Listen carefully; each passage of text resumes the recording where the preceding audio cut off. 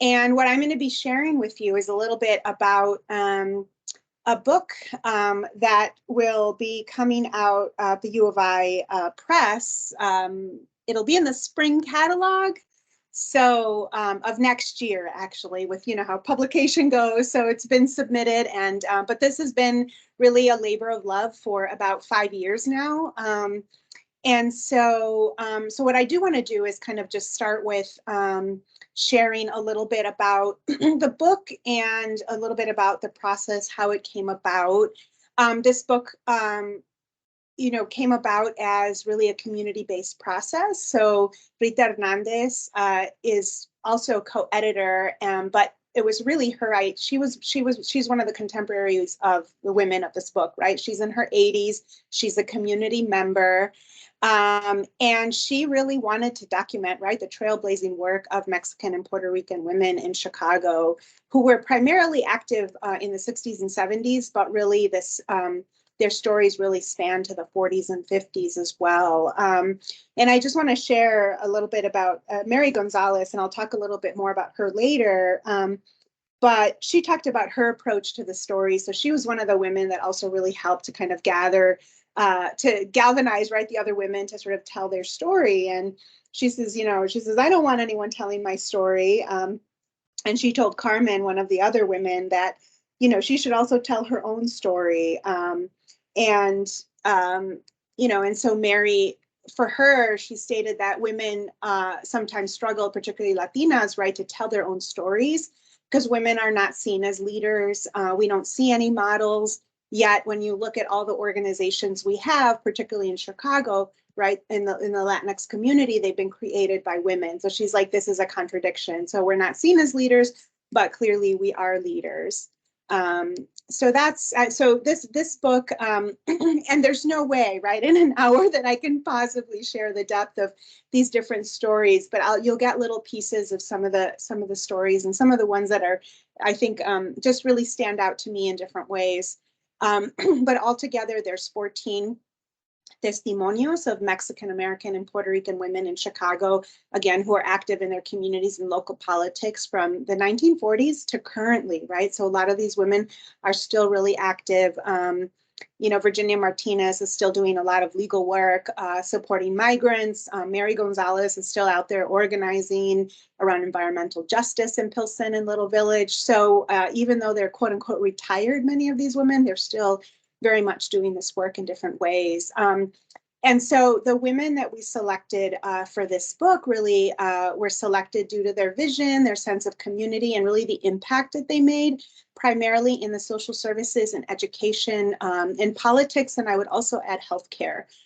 They were the founders of some of the first social service organizations in Chicago, really key policies, particularly in educational organizations in Chicago. And I think their stories also really kind of tell, they're really framed within that local kind of a national politics of the time, right, with sort of key events that really shaped a lot of their experiences and their political identities in that time. I wanted to share this artist's work, right? This is Yolanda Lopez, and she has 3 particular paintings, a series that sort of use this icon, the imagery of La Virgen de Guadalupe. But I think this really, in some ways, celebrates and represents, right, the spirit of this book. Because these paintings for her are about the lack of sort of positive representation of Latin Americans as sort of normal, intelligent human beings. And that's the struggle in the story of a lot of these women, right? And the continued use of such stereotypes as the Latin bombshell for women, particularly, or this passive, long-suffering wife mother. So that's one of the things I am going to talk about in terms of the way that these stories really defy, right, some of these stereotypes of Latina women. The paintings also depict women in different roles and stages of life, and so we'll see that. And each of these paintings by Yolanda Lopez also depict like indigenous symbols, and this serpent in this one represents that prevailing knowledge and wisdom, right, that is carried on from one generation to the next. So that was really important to these women, right? They feel like like these stories, they came forward to tell their stories because it was really important to them that these be available, right, for future generations. And the other piece of this, I think, that really is symbolic and represents the book is the fact that it also represents sort of feminist optimism and self-determination, right? So this book is a sharing of knowledge and really a powerful tool for liberation. So this book is really framed with a Chicana feminist or Latina feminist sort of framework perspective, right? This notion of sitio y lengua is something that we play with within the book in terms of framing, right? So in some ways, this long struggle for Latina leadership is an effort to claim sitio in language. So sitio, place, and lengua literally translating in tongue, but also talking about discourse, right? And often unwelcome spaces. So this term was originally conceptualized by Chicana feminist Emma Perez. And again, she talks about lengua as this discourse. And this is particularly interesting in this case because so many of the women really organized around issues of like bilingual education, and that was really key to a lot of the work that they did as well. So on many levels, they really were sort of claiming discourse and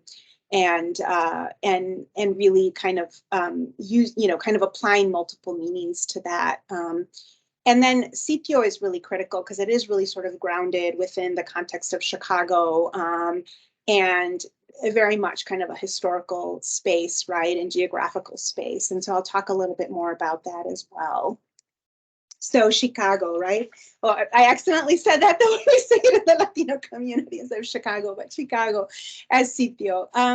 So really up until recently, a lot of the histories of Chicago really exclude Latinx groups in particular, and partly it's because I think the complex racial identity, right? It doesn't sort of operate through a binary lens, and that makes it really challenging to kind of acknowledge and understand that history.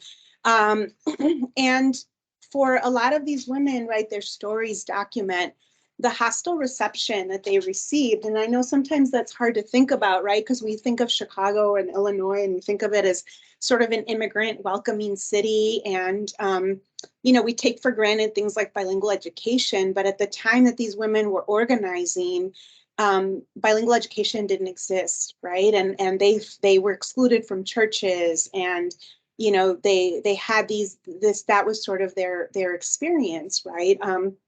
And so these women really pushed back against these experiences of racialization combined with sexism, right, and different forms of discrimination, while really claiming their own ethnic cultural practices and developing this sort of collective identity and utilizing that and leveraging that to demand rights and services for their communities. And then there's some interesting kind of questions around gender because, of course, as Latinas, right, they're typically not viewed as educated professionals or as workers outside the home, even though they very much were, right, even in this time period earlier with some of the women in the 1920s, 30s. And a lot of the newly emerging research really documents how education was such a pivotal social space for Latinas and where they first mobilized.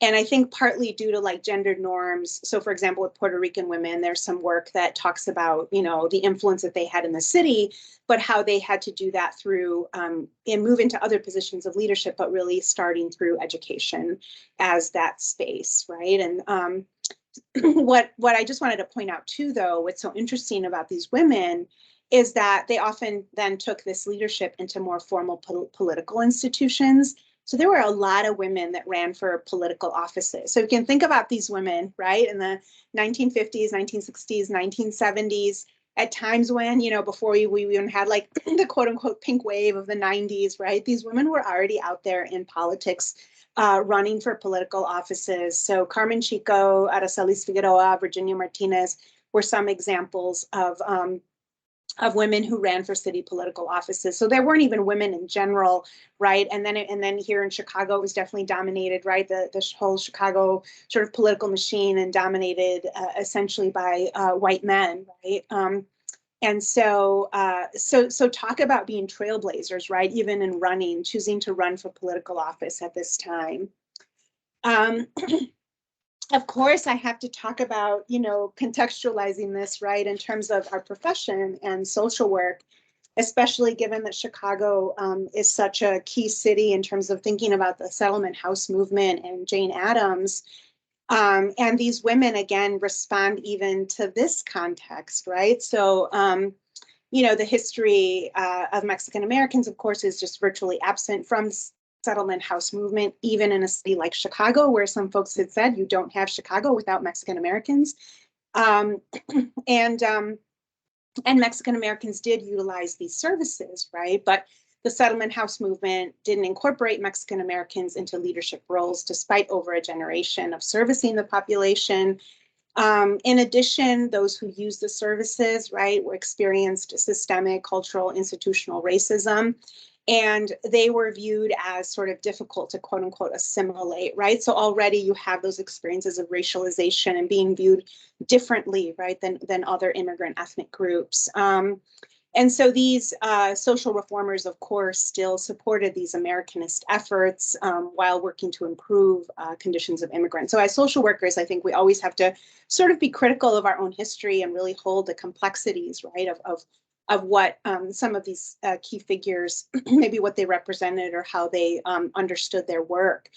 And so these efforts, of course, led to stereotypes of Mexicans as dirty Mexicans. And then, therefore, instead of paying attention to some of the structural social conditions, right, their experiences were blamed on the values of the Mexican home. And we still see this today, right, in schools where you still hear, I'm a school social worker, right? That was my profession, my sort of specialization and what I did before going into academia, and still within school context, right? Heard these narratives of Mexicans not valuing education and things like that. So a lot of this sort of blaming on the values of the Mexican home. So Casa Aztlán, right? So thinking about, this issue of racialization and the settlement house movement. So these women really respond, right, to the racialization of both Mexican and Puerto Rican communities during this time. And they really undergo this growing political consciousness, right? And that's reflected in the testimonios of these women. And as part of this commitment to community, both groups really develop social services such as free health clinics and youth services. And in Pilsen, so Pilsen, for those of you who don't know Chicago, right, Pilsen was historically, right, an immigrant port of entry community, and currently LatinX, predominantly Mexican American community, undergoing gentrification. So a lot of struggle around, affordable housing and those kinds of things. But in Pilsen, there was a settlement house that was known as Hull House, which opened in 1905. In 1970, it becomes Casa Aztlán, right, demonstrating that growing emphasis on culturally specific services and Latinx leadership within the organizations. And there are a lot of parallels between Mexicans and Puerto Ricans, right? They have a shared history as transnational labor migrants during and after World War II through state-sponsored programs. They both settle, right? They have similar settlement patterns in Chicago's near west sides. They both experience eventual displacement from areas due to urban revitalization policies, race-based housing policies, and federal highway construction. And you see that played out in the lives of several of the women in the book as well. And part of that really leads also to their sort of growing political consciousness and awareness. So the responses to these policies and continued experiences of racial discrimination in all aspects of their social life lead these women to social activism, as I said, right? And unique to the Chicago experience is the need for an inclusive Latinx identity and formation of alliances with other groups. While Puerto Ricans and Mexicans, of course, maintained a sense of pride affiliated with their national origins, many of the organizations, such as Mujeres Latinas en Acción and the Young Lords, were intentionally inclusive and reflected that in their organizing strategies. So the women in the book, provide insights into these dynamics and the work they do to bridge between groups in the process of advocating for things like bilingual education or the development of these social services. And as I said before, right, the women in the book also speak to the complexity of gender dynamics and the role that women played in meeting the needs of community. And I really love that they defy these really still often portrayed stereotypes of the submissive Latina, right? Latinas were at the forefront of many struggles and really challenged both patriarchal city politics, even by running for office, even though many didn't win, right? Even the fact that they would have the audacity to run for office, as well as patriarchal politics that shaped activism within their communities. The interesting thing, and this is something that I sort of reflected on through these through these narratives, is that in a lot of the narratives of Chicana feminists, right, they really struggle with the sexism within some of the like Chicano or Puerto Rican like political organizations. But these women are almost outside of that. They don't even bother with these even male-dominated like, you know, Chicano organizations. They're just creating their own thing outside of both structures. So what this picture shows both the old mural and the new mural of Casa Aslan. So I'm not sure how your view is, but on my left is the old mural, right? And that was painted over in 2017 after a developer purchased the building, sparking outrage in the community. And then Patlan, who's the original artist, with help from other local artists, recreated the mural in the same year. So you see the new mural that's on my right, and that one has pictures of Guadalupe Reyes. So Guadalupe Reyes is the one at the very bottom, and she's one of the women in the book, and she's the founder of El Valor. And Guadalupe had only attained a second grade education, but she said, you know, she had an education de la vida, right, of life. And again, I just point this out to note the diversity among the women in this book, and that our definitions of social work here are inclusive, right? Because not all women had a high school or college education.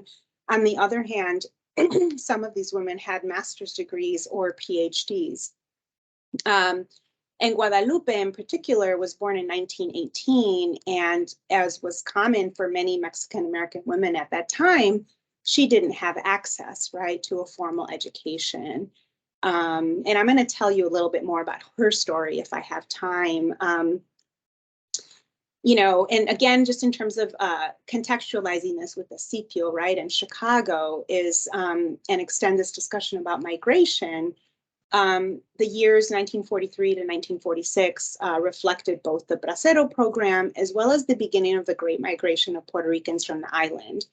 And during World War II, the US government recruited Mexican workers to replace the diminishing workforce, right, who left to serve in the military. And in Chicago, Mexicans were recruited as replacements in steel mills and factories, agriculture. And there was the sort of term that was used of Rosita the Riveter, right? So many of you maybe heard of Rosie the Riveter. And so Mexicanas, right, worked in these industrial plants as well. And what's interesting also, given the age of these women, right, that only a few of these Mexican origin women in the book were actually born in Mexico. Most were born in the US, but all have really strong ties to their cultural or linguistic heritage. In terms of Puerto Ricans, there was two different streams of Puerto Rican migration to Chicago at that time. One was a small group of University of Puerto Rico graduates who had been awarded scholarships to attend the University of Chicago. And one of those is Maria Cerda, who's in the book, and that's her picture right there. And she actually attended now the Crown School, but at the time, right, SSA, the School of Social Service Administration. And then the second group were industrial and domestic workers, many of whom were also women. And they were contracted by agencies to serve in both Chicago and the suburbs. So this was known as the Great Migration from the island, post-World War II, the industrialization program known as Operation Bootstrap. And this displaced thousands of rural workers to urban areas. And so each of the Puerto Rican women in the book were born on the island and continued to maintain a relationship with their motherland, right? So the Boricuas of this book exemplify that fluidity. They maintain the Spanish language, the cultural values of their place of origin, while building communities and institutions that link together their place of origin and their place of settlement. And you see this in the stories with Maria Cerda, Aracelis Figueroa, Aida Giacello, Ada Lopez. and their fierce activism and visionary work to invigorate and promote the Puerto Rican identity in Chicago and culture in Chicago. And I just wanted to read a little bit of an excerpt from the chapter from Maria Cerda, just because this really contextualizes some of this. With newly found independence, bravely she was on her own in a large, unfamiliar city. She claimed her new home at the YWCA on Oak and Dearborn Streets, once situated at the Y. She and her cousin set out to look for work. As they walked through one of the streets, she saw the sign for the Department of Labor Migration Division, where she inquired about a job. They were in need of bilingual caseworkers. The Mexican population in the city was increasing, and Puerto Ricans were arriving as part of the economic restructuring initiated by Governor Luis Muñoz Marin. These workers and their families came to Chicago seeking jobs and better opportunities for their children, and they needed support. She was offered the job as a caseworker. While working, she still found time to volunteer at Hull House and contribute to the community in other ways. A year later, she applied to University of Chicago School of Social Service Administration and was initially declined a scholarship. According to Maria, the scholarship was given to a male Puerto Rican student who had a family. A gender bias shaped the perception of need. He had a family, a child. She was young and single. The assumption was she would marry and not enter the workforce. Thus, she did not merit the scholarship. The second year, she was awarded the scholarship after some advocacy from a Puerto Rican social worker and family friend who vouched for her tenacity and courage. Between the scholarship that covered books, tuition, and some of the living expenses, her parents were able to pay any other expenditures, and she was able to enroll in the master's program. So that's a little bit about Maria Cerda's story, and to think about like what giving her that access to that education did, right, and her work later in terms of becoming the first Latina on the Chicago Board of Education, founding the Latino Policy Institute. And while she was one of the more privileged Puerto Ricans migrating to Chicago, I think she always maintained really a sensitivity and a connection to the community and the culture.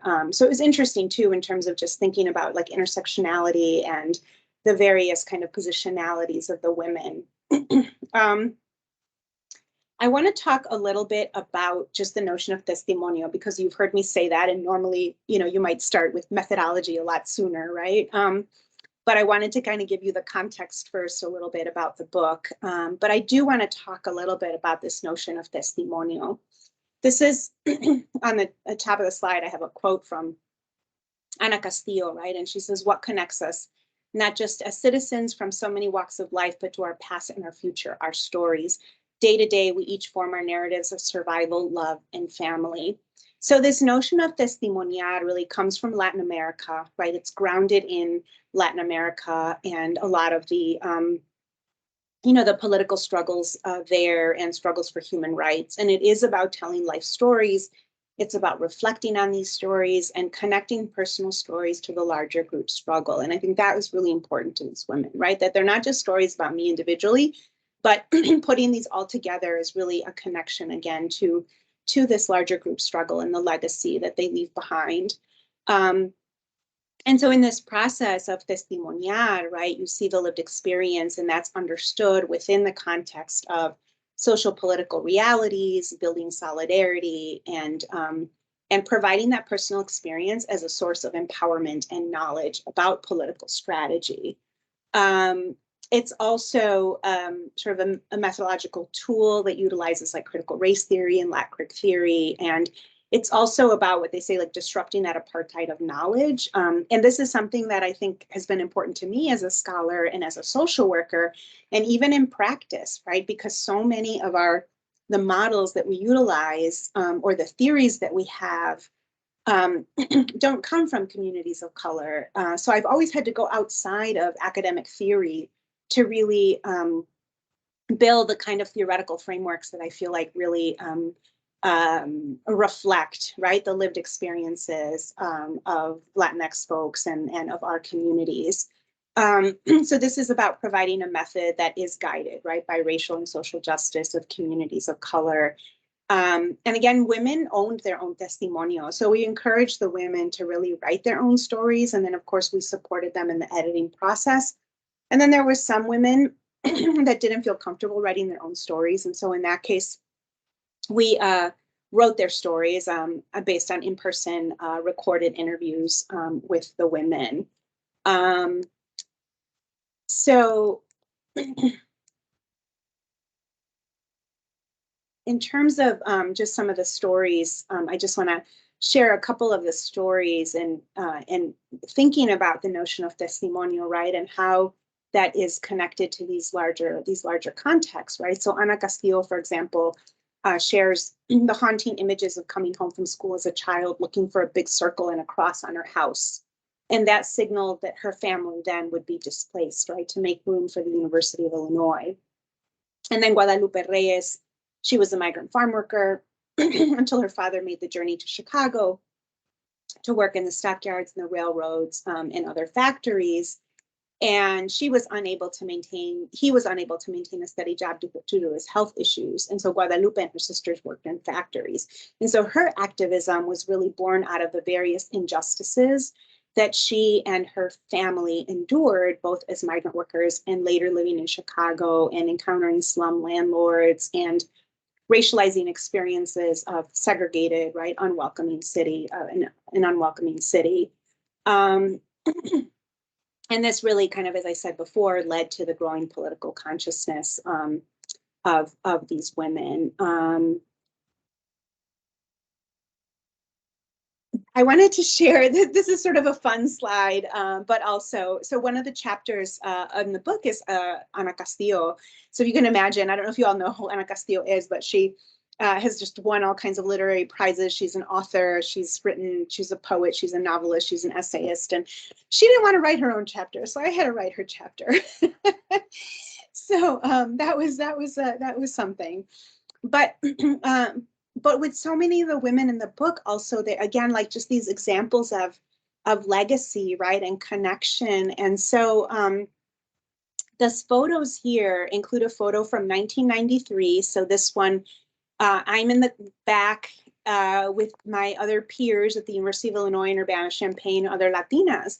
And so I first met Ana Castillo at U of I with my peers in a feminist, Latina feminist organization that was called La Fuerza.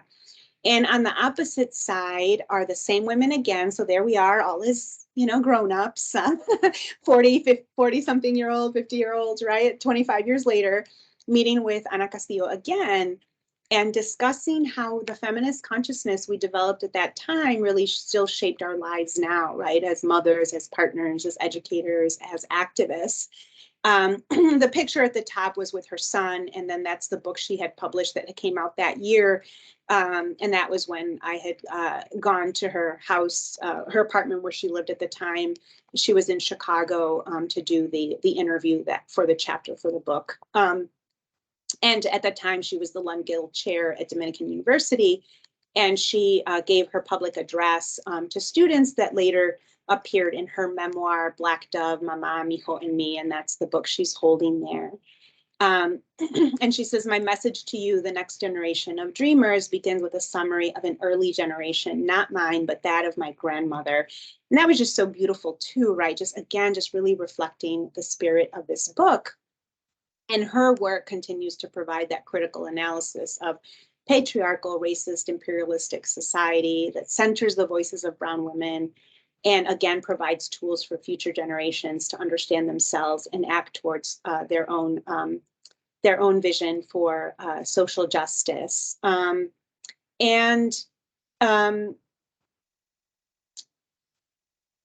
so I think and I'll tell a little bit about my story later too, but just in terms of the way that my story really intersected and connected, right, with these different women. Let me share, I don't have a lot of time left, but I want to share a little bit about some of the women in the book. So this is Emma Lozano. She's in the back holding the child, right? This was a picture of her with Elvira Arellano in 2006. So Emma was born in Texas. She was raised in Pilsen. She ended up being the founder of Centros Sin Fronteras. She was a community organizer with Rudy Lozano, who was assassinated, her older brother. And she was one of the first Mexican organizers on the North Side.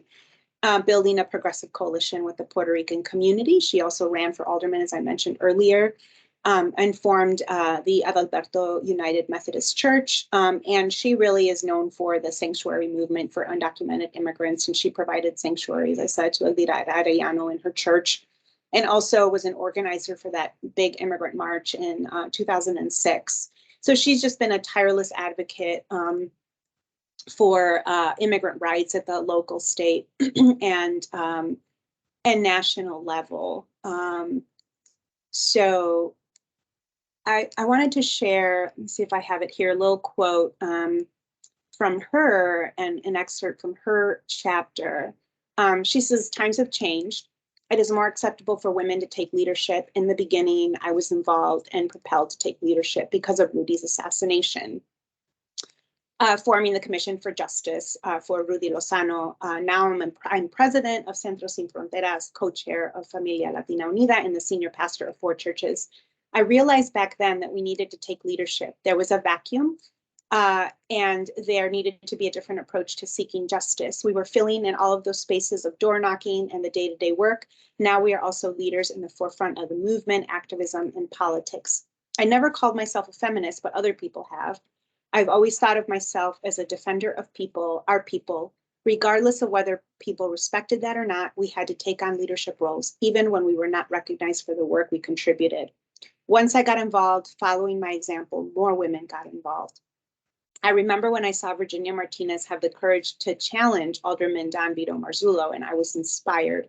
When I took on these leadership roles, not only the men I looked up to challenged me, but some of the women I looked up to also challenged me, saying, she's not educated enough. And I replied, in order to take on the struggle, it certainly does not take a degree. You need to be affected by injustices, and your response is your need to fight. So Emma Lozano only has a high school education, right? Yet just again accomplished so much. And I think since we're at about 32 minutes, maybe I'll end kind of the formal part of the talk by talking a little bit about Latina leadership in particular, and some of the things, maybe their sort of contribution and sort of what we've learned, right? So again, the women, right, their contributions ranged from community organizing, developing of key institutions and organizations. Ana Castillo, right, who author of seminal and critical texts that really provide a foundation to future generations. They were really trailblazers. They were meant to, they were the first in certain spaces. They created their own paths for leadership. And there's so much more I could tell you, right, about their stories and the kinds of things that they did. But essentially, you know, had these women not been involved as activists, as organizers, as policymakers, as educators, essential institutions in Pilsen and Greater Chicago would likely not exist. Elvira Arellano may not have had sanctuary nor the opportunity to elevate the struggle of parents, you know, being separated from their children due to the harsh immigration policies. You know, so Latina feminism, right, is enriched by these testimonios, adding to the genealogies of political mobilization and everyday forms of resistance. I've mentioned Maria Cerda a few times. Her key appointment to the Chicago Board of Education was pivotal in providing an avenue for both Puerto Ricans and Mexicans and other Latinx groups, still small in number at the time, in Chicago to address their concerns about the educational system. And her appointment coincided with a time of increasing organizing among parents to demand greater representation of Latinx administrators in bilingual education. Her access to the decision-making table was really key in making sure that parents' voices were heard. And one of my favorite stories about Maria Cerda is, you know, at the time, you know, that there was no, and Ben's heard this story before, but that there was no bilingual education in Chicago. And she was, again, the first Latina on the Board of Ed. So she walks into one of the Board of Ed meetings and she's just speaking in Spanish. And the other board members are just, you know, horrified and upset, and they can't understand anything. And that was her way, right, of making a point about what, you know, what the kids were going through and what it's like to be in a space where, you know, where they don't understand the language, right, and don't have that support. You know, I think to me, like, this really reflects this notion of community feminism. And so that's where, for this presentation, right, this focus on the notion of a tapestry, right, that women reflect what Lorena Cabnal, who's a Xinca woman in Guatemala, calls community feminism. She states that it's not calling yourself a feminist that will give you political power, rather the process of emancipating yourself from those oppressions. So recognizing those oppressions is a feminist practice. So in this book, some women, you know, did or did not define themselves as feminist, yet their lifelong practice was and is that of resistance, working towards social justice and emancipating themselves and others from oppression. So each one, in a sense, adding their own color to that tapestry of social justice for the Latinx community. And as a part of that, right, and the reason I think that really resonates in terms of Lorena Cardinal, her being Maya Xinca, is because these women really were sort of feminists and transnationalists, right? So they were already predating a lot of the literature on womanism and even third world feminism, right? Because of the frameworks and the kinds of internationalist approaches that they had and the transnational feminism that they already had. And they understood their struggle as a collective community-based vision for social justice and human rights, rather than the individual rights-based approach that was predominant among white feminists of the time. And even the kind of concept of testimonio, right, really reflects this sort of transnational feminism. And the women themselves, right? So you have Emma Lozano, who worked with the Zapatistas in Chiapas. You have Ada Lopez, who her own awareness. So one of the key roles that Ada Lopez had is that she was the first Latina elected to statewide office. And she was on the University of Illinois Board of Trustees. And she stopped a Department of Defense contract that would have funded police training in El Salvador. And then Ana Castillo also described her connection to the struggle in Latin America during the era of dictatorships and US intervention in Latin America. And her travels in Mexico and her collaboration with indigenous communities really informed her work and her own commitment to a transnational consciousness, right? So that's really reflected in a lot of these stories as well. And so I'll just end with this, and this is a quote by Lorena Cabnal that I just hold very dear, right?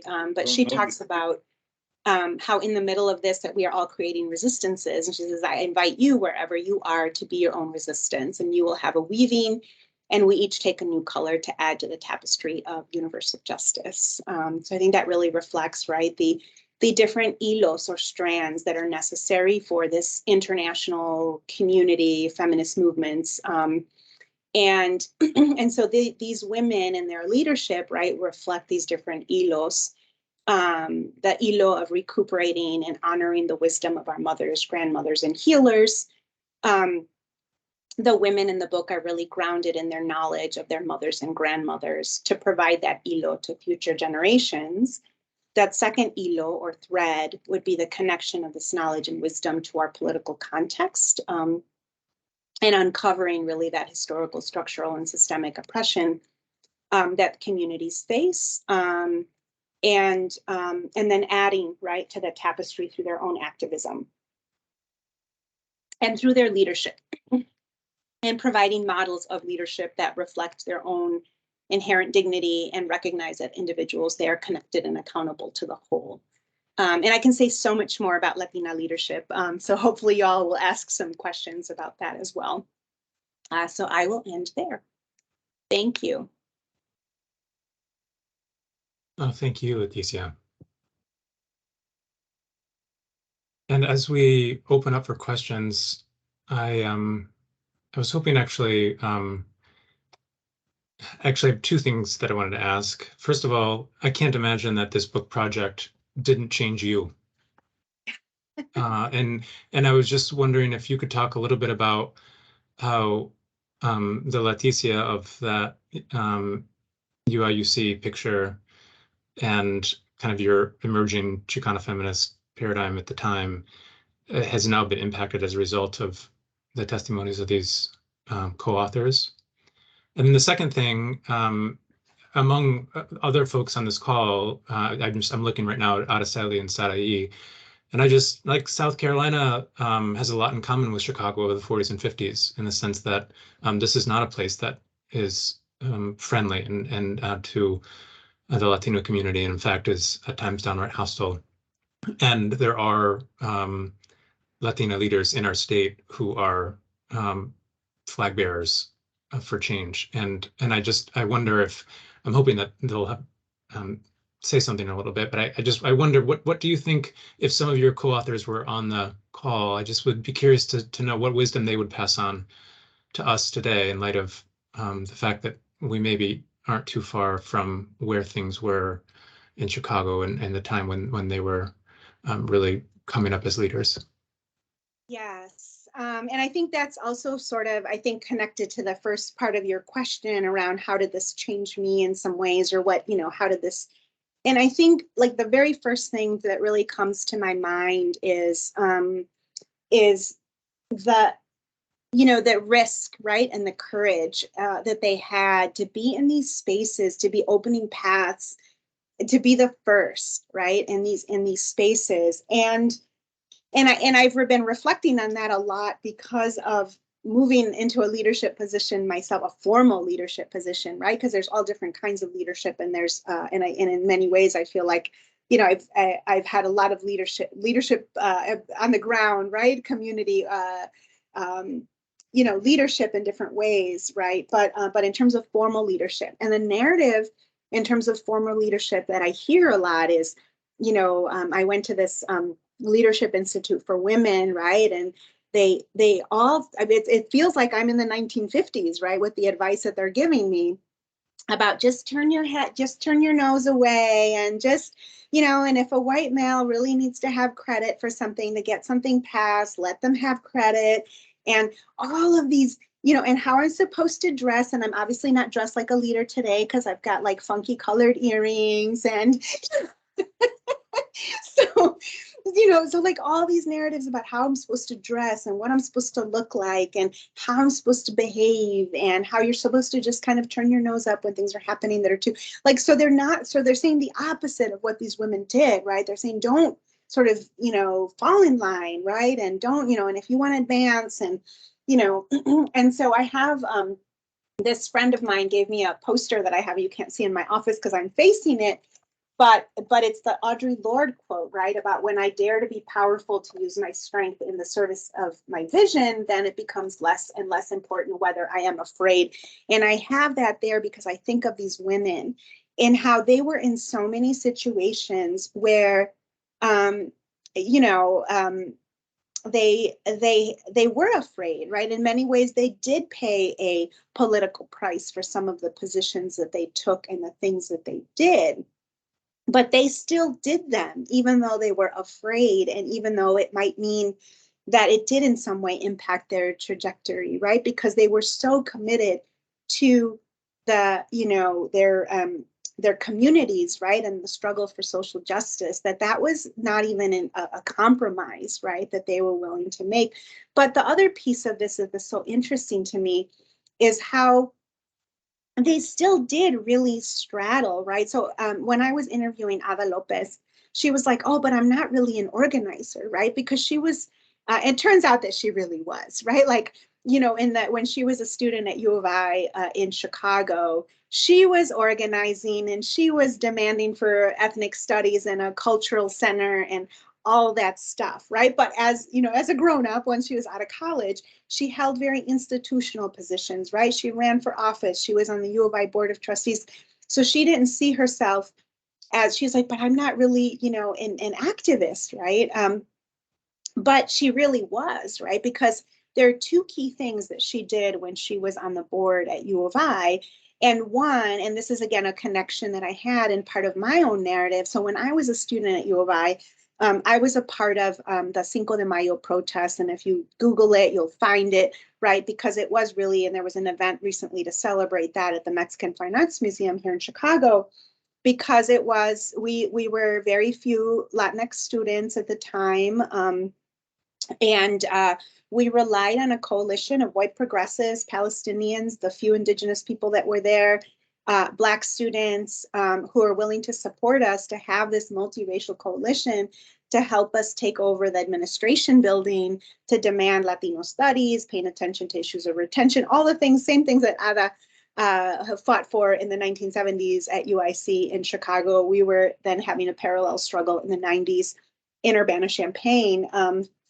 But that's when she became a U of I Board of Trustees. And that was part of why she ran for office, because what had happened is the students, the Latinx students that were a part of that protest, we were met with police and riot gear, arrested. Most of us had a lot to lose because we were first-gen students from low-income families on scholarships, so the university threatened to take away scholarships. And so she was committed to stopping that and to protecting the students. And I didn't know that, right? So here I am sitting in an interview with her and I just start crying because I had no idea that behind the scenes, right, she was protecting us. She was making sure that we could continue our education and stay in the university and keep our scholarships and erase those police records from the arrests. And, you know, and of course, she talked about like a lot of the strategies that they used to try to kind of prevent her from actually doing that and how she had to navigate a lot of that. But you know, and then she was also the one that, you know, that then stopped the aid to El Salvador, to the police in El Salvador. And so she faced exclusion. And then coincidentally, after that, the Board of Trustees was no longer an elected position. It was an appointed position. So that was her last term, right? And so they didn't want to, I don't think they wanted to risk having someone like that elected again. But what fascinates me, and Maria Cerda too, right? Maria Cerda was on the, you know, inside formal institutions. She, you know, so some women like Emma Lozano were activists on the street, right, figuring out how to use the system, and some women were in the system and trying to navigate it from that side and trying to form these connections and support the people on the street and making sure that the community activists had a voice within the institutions as well. But I'm not sure that I can say like, how did they do that? You know, I'd have to kind of just, but they really were skilled at navigating that and being inside institutions and still being able to, you know, resist and push, right? And find ways to do that. And I think a lot of that was because of some of the coalitions that they built, and also just not doing everything that I'm getting the advice to do, right? They still acted with courage in these situations, and they still sort of found ways to sort of push the system in different ways and to advocate for services or for youth, right? And to a certain degree, it also wasn't a choice for them, right? Because a lot of their activism just comes from the injustices that they experienced, either as children or that their families experienced. And so it was like, you know, they were going to have to do this or no one else would too. So I don't know. There's a lot of tangents there, but I hope I somehow answered your question in terms of what these women would say or do, right? But I just was fascinated at how they were really skilled at navigating all of that. And I'm so inspired. And so when I was in that session and they're telling me about how I need to turn my nose up and all this kind of stuff, I was like, you know what? I'm really sorry, but I have to interrupt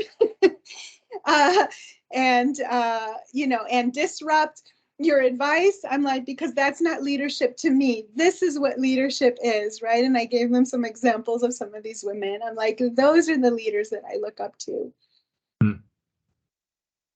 Thank you. Other questions or comments?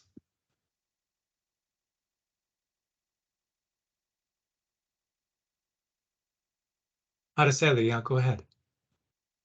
Yes, well, you know, thank you so much, Dr. Roth, for this great speaker, Dr. Leticia Villarreal Sosa. I could listen to you for 3 years and, you know, move where you are. But, you know, I'm so excited to see also everyone who is here. But I guess, you know, I want to ask you a question from a Latina full professor to another Latina full professor. We are less than 2%, you know, of faculty. How do we accelerate power, you know, of our Latino students? Last week, I hosted a Hispanic Heritage, Latinx Heritage Month speaker. No one showed up from my department. No one showed up from my college, my chair, my dean, and I'm still upset. And who showed up? Latino students and African American students, you know? So today I went to the campus and I went to something that a Latina student invited me to. I didn't go to a faculty meeting or anything else. So right now I'm just paying attention to students because, you know, they're the ones who are going to accelerate the power, the distribution of power. But, you know, as you know, it gets tiring every day. Do I shut up or do I speak out? Yes. You know? Yes. So any thoughts, any strategies? Thank you so much. Yes. Well, I mean, I think more than anything, I can relate to that struggle, right? And I'm at a, you know, Ben mentioned that I'm in a Hispanic serving institution. And yes, the majority of our students are Latinx, but the administration is white, faculty is predominantly white, and until recently, predominantly male. So even white women were underrepresented. And I'm the first, you know, Latina in a higher admin position at an HSI, right? And I think, you know, that's really the constant struggle of thinking about how, you know, and then to a certain degree, that's not our responsibility, right? That's Ben's responsibility and other people's responsibility to really hold white folks accountable for showing up and doing their work. And that's really hard to do. And again, yeah, and you need people in positions of authority in some ways, right? To do that, you know, and it's so it's not easy. And like you're saying too, I mean, I think that's where I think sometimes these stories with these women are so inspiring to me, because that's the same thing, right? The constant struggle of, do you speak up or not? And when do you do that? And how do you do it? And it's, you know, and the, you know, the racial battle fatigue is real, right? Of living these, you know, these experiences on a daily basis. And so, you know, I think, and that's one of the things I think, I guess I say that I also learned from these women, right? Is the grace, the humor, you know, the things that help them to survive through all of these things, right? And these women, you know, and we all have kind of challenging life situations too, sometimes, in a health illness or issue, and these women all dealt with all these kinds of things, right? Death in the family, cancer, illness, and still somehow like, and I think like Mary Gonzalez is such a great example of, you know, just the way that they, you know, supported each other, and the way that they, you know, found ways to kind of refuel themselves and rest, and, you know, because they're 80 and they're still in the struggle, and they're, you know, they're not retired. They say they're retired, they're not retired. So I think just the reminders, right, of how are they able to sustain it, because that's what they say, right, that this struggle is lifelong. And they all say this is unfinished business, right? They're like, and you better talk about COVID in the conclusion chapter, and you better do this, and you better talk about the way bilingual education still. So they're giving me all these like issues that we still need to address, right? And it's so true that it is. They're like, it's unfinished business, and the struggle continues, and that's very true. And there's this one story where very recently we gathered all the women together to kind of just celebrate the fact that the book was finally submitted, you know, after all the revisions and everything. And one of the women that I hadn't met before, because she had submitted her own chapter, and with COVID and all of that, I hadn't had an opportunity to meet her in person, just a little woman, Carmen Chico. And Judge Cerda, who was one of the first attorneys, Mexican-American attorneys and judges in Illinois, was there, and he was the spouse of Maria Cerda, and Maria Cerda passed away due to COVID. So we lost her due to COVID. but he was there. And then this little 80-year-old woman, like, you know, I'm sorry, not 80, she was 92. And she gets up and she talks about how Judge Cerda got her out of jail, right? Because she was in jail because of, you know, and so because people started then telling stories about Judge Cerda, and she got up. And it just was so like, you know, here's this little 90-year-old woman, right, talking about being in jail and Judge Cerda getting her out. So just, I think, but like those moments of also just humor, right? So these really difficult situations, and somehow these women still found joy and moments of liberation and moments of, you know, just relationship and sharing. And so I think that is part of what helped them to sustain, right, this work over their lifetime. And yeah. Sarayi, did you want to chime in? Yeah, and I know we're probably close to time. Thank you, Dr. Roth. And I think I empathize and I resonate with everything that you're saying. You know, I currently hold a position in public office. And just like Araceli, you know, how do I get my colleagues, you know, majority that are, you know, don't look like me, to come and join me? And there has to be a sense of humor. And I think I echo that, because I do find myself a little embracing my weirdness. And I think that's positive, even though it could be seen like, you know, to some people childish, but I think it brings my humor in. So to handle that, and then to get the microaggressions daily, you know, it's just like a reminder to embrace my differences and my culture, to the point where we just celebrated our first Hispanic Heritage Month event here in Walhalla. And the beauty of what we did was just to bring everybody together. And a lot of people, my constituents who are not Hispanic Latino, told me throughout that whole week, hey, I learned something new. I learned something new, and I've been here for 70 years. And I learned something new. I'm like, wow, it does. Okay, tell me more. What did you learn? So I think that's very helpful for me. And I'm with you, Araceli. I know how I'm feeling. So thank you for sharing that and being transparent. But please, any other advice that you give us for us women in leadership? Thank you.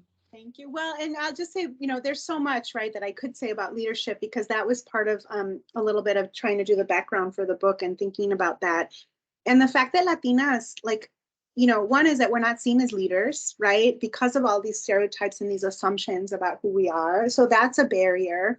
But and also the fact that like most Latina leaders, like these women, right, and that's part of why this book is so important too, didn't have leaders and mentor, like people who mentored them. And so of course their families were important figures for them, inspirational figures, and they got you know, inspiration for their leadership from their moms and dads and, you know, family members. But in terms of like formal kind of leadership, they didn't have Latinas in positions of leadership. And still today, Latinas don't have another Latina, right, to look for. So what happens is that a lot of Latinas then turn to kind of symbolic leadership, meaning reading these stories, right, the stories of Dolores Huerta or other women that they can turn to at least have symbolic leadership, right, of, or mentoring of women who have, you know, been in similar struggles. But it's still something that I think, you know, where you know, we still desperately need, right, and so even us connecting here, or,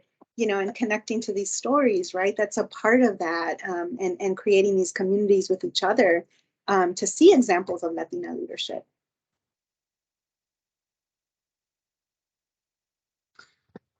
Oh, it's hard to stop. Thanks so much, Leticia. This has been great. And it's nice now to have a virtual room of people who, like me here in South Carolina, really admire and appreciate who you are and the work that you do and the leadership that you're providing at Dominican, and through this book and the voices of the women that you authored it with, really for all of us. So thank you so much. Thank you all so much. Good night. Bye. Thank you. Thank you. Take care, everyone. Thank you so much. Thank you. Thank you.